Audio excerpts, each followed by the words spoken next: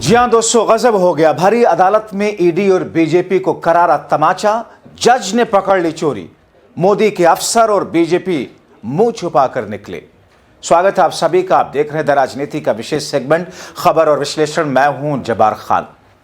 दोस्तों, 23 जनवरी को दिल्ली की अदालत में जो कुछ हुआ, आखिर क्यों मोदी के लाडले अफसर, उनकी लाडली एजेंसी और भारतीय जनता पार्टी के लोग अदालत से भागने लगे? आखिर अदालत ने वो कौन सी चोरी पकड़ी जिसमें मौजूदा वक्त के सत्ता पक्ष की सबसे चहेती एजेंसी ने किस तौर पर विपक्षियों को फंसाने की जो पूरी साजिश की थी वो सब कुछ फेल हो गई?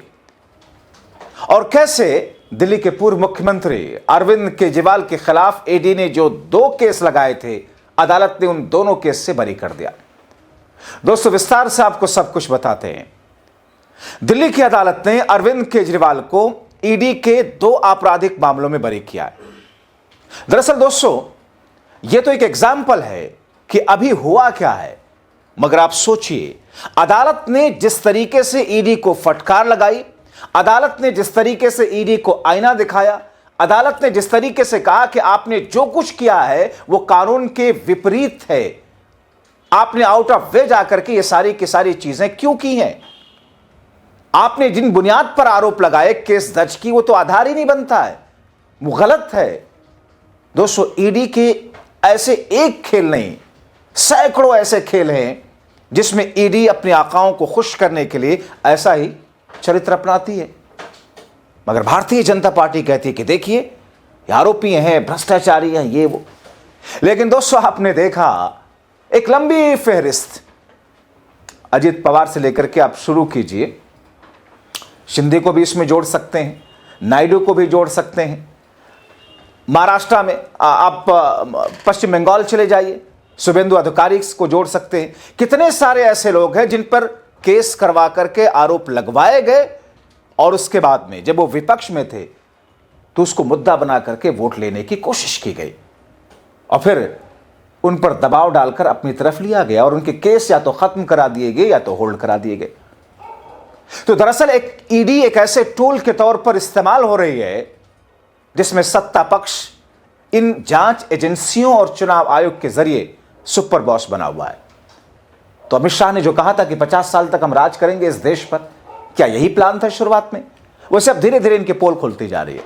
लेकिन दोस्तों, खबर थोड़ी सी आपको दिखाते हैं कि दिल्ली की अदालत ने केजरीवाल को प्रवर्तन निदेशालय के उन आरोपों और केसेस से कैसे बरी कर दिया है। ईडी ने जो केस बनाया था और अब ये रद्द हो चुकी शराब नीति केस से जुड़े हुए मामले थे। ईडी ने केजरीवाल पर 6 समन को नजरअंदाज करने का आरोप लगाया था। इस फैसले के बाद केजरीवाल ने एक्स पर लिखा, सत्यमेव जयते। आपने ईडी के राजनीतिक इस्तेमाल का आरोप लगाया। आम आदमी पार्टी ने, विपक्षी दल जिस अंदाज में जो बातें पहले से कहते आ रहे हैं वो तो एक एक करके सच साबित हो रहे हैं। दोस्तों, अदालत के फैसले के बाद आम आदमी पार्टी ने ईडी और बीजेपी पर राजनीतिक द्वेष से काम करने का न सिर्फ आरोप लगाया बल्कि कहा एक पूरी मुहिम देश के अंदर चलाएंगे, क्योंकि अदालत ने ईडी को फटकार लगाई है, अदालत ने ईडी को गलत साबित किया है। और वो ईडी कौन है? जो मोदी शाह की चहेती है। आम आदमी पार्टी कहती है कि एक बार फिर साबित हुआ कि बीजेपी राजनीतिक द्वेष में ईडी का इस्तेमाल किस तौर पर करती है, हथियार के तौर पर। झूठे केस में केजरीवाल समेत कितने लोगों को फंसाने की कोशिश की गई, मगर बीजेपी ने जो साजिश रची, ईडी ने उसे पूरा किया, अदालत ने उसे ध्वस्त कर दिया। दोस्तों, कोर्ट ने ईडी से पूछ लिया कि आप लोगों की मनमानी क्यों चल रही है? जो कुछ हुआ था उसे आप कानून की अवमानना क्यों ना माना जाए? ईडी का ट्रैक रिकॉर्ड कैसा रहा और इस पर कैसे कैसे आरोप लगते रहे, जानने से पहले जाने कि कोर्ट ने क्या कहा। अतिरिक्त मुख्य न्यायिक मजिस्ट्रेट परास दलाल की अदालत ने फैसला दिया कि केवल पेश ना होना जानबूझकर कानून की अवमानना नहीं हो सकता। अदालत ने कहा कि ईडी यह साबित नहीं कर पाई कि केजरीवाल ने जानबूझकर समन की अवहेलना की। 2 मामले फरवरी और मार्च 2024 में दर्ज किए थे, आपराधिक मामले। इनमें भारतीय दंड संहिता की धारा 174 के तहत केजरीवाल पर आरोप था। यह धारा किसी लोक सेवक के आदेश का पालन न करने पर लगती है। पीएमएलए यानी कि मनी लॉन्ड्रिंग रोकथाम कानून के तहत ईडी को ऐसे मामलों में कार्रवाई करने का अधिकार है। दोस्तों, सबसे हैरानगी की बात यह है कि ईडी समन भेजने का सबूत भी नहीं दे पाई। अदालत ने फैसला देते हुए कहा कि ईडी ने ईमेल से भेजे गए समन को सही तरीके से साबित नहीं किया। क्रिमिनल प्रोसीजर कोड और पीएमएलए के ईमेल से समन भेजने का कोई प्रावधान नहीं है। सीआरपीसी में समन को फिजिकल रूप से देने और उसकी रसीद लेने की प्रक्रिया है। अदालत कहती है कि जब पीएमएलए में समन देने का तरीका साफ नहीं तो ईडी अपना खुद का तरीका नहीं बना सकती, उसे सीआरपीसी के नियमों का पालन करना ही होगा। ईडी ने 6 समन ईमेल से भेजे थे, 3 2023 में और 3 2024 में। अदालत ने कहा कि ईडी के गवाहों द्वारा पेश किए गए ईमेल सबूत नहीं, सही हो ही नहीं सकते। उनमें मैसेज, आईडी, तारीख, समय जैसी जरूरी जानकारी नहीं थी जो सबूत कानून के तहत जरूरी थी। अदालत ने इसे कानून के खिलाफ पाया और ईडी की फटकार लगाते हुए कानून के खिलाफ इसे बताया। इतना ही नहीं दोस्तों, अदालत में साबित हुआ कि ईडी ने समन भेजने में भी घपला किया है। केजरीवाल की तरफ से सीनियर एडवोकेट रेबिका जॉन थे। अदालत में कहते हैं कि समन गलत तरीके से भेजे गए थे जो वैध ही नहीं थे। केजरीवाल ने हर समन के जवाब में वैध कारण बताए थे। विधानसभा चुनाव, राज्यसभा चुनाव, दिल्ली के मुख्यमंत्री के रूप में अपनी जिम्मेदारियों की जानकारी दी थी। ईडी ने उन्हें राजनीतिक रूप से अपमानित करने के इरादे से समन जारी किया। अदालत से यह भी कहा गया कि ईमेल मिलने से पहले समन मीडिया में लीक कर दिए गए।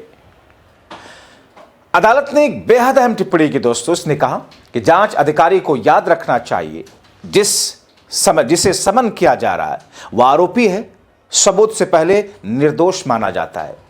किसी को सिर्फ संभावना या अनुमान पर दोषी नहीं ठहरा सकते। एजेंसी हैं आप, कोर्ट नहीं है, जज नहीं है।